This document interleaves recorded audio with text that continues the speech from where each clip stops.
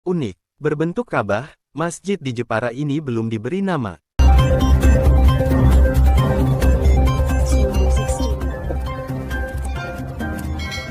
Update, sebuah bangunan menyerupai Ka'bah berdiri kokoh di tengah perkampungan Desa Mulyoharjo, Kecamatan Jepara, Kabupaten Jepara, Jawa Tengah, Jateng. Bila diperhatikan secara seksama, bangunan berbentuk Baitullah itu ternyata sebuah masjid yang belum diberi nama. Masjid berbentuk Ka'bah itu terletak di Desa Mulyoharjo RT 004 RW 004. Masjid itu terletak di pinggir jalan. Setiap warga yang melintas pasti akan melihat dan tak sedikit yang berhenti untuk melihat bangunan tersebut. Sebab bila diperhatikan dari kejauhan, rumah ibadah itu tampak seperti persegi biasa berwarna hitam.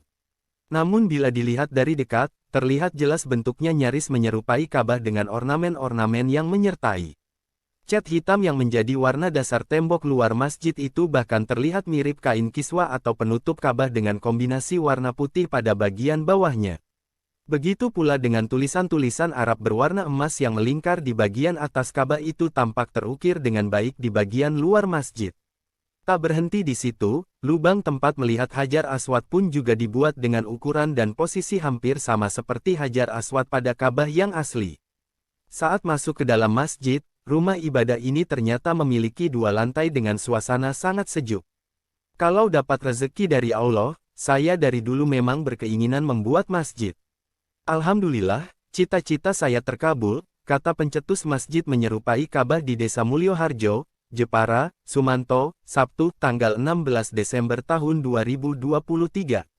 Saat ditanya pembuatan masjid berbentuk Ka'bah ini menghabiskan berapa biaya, Sumanto enggan menyebutkan.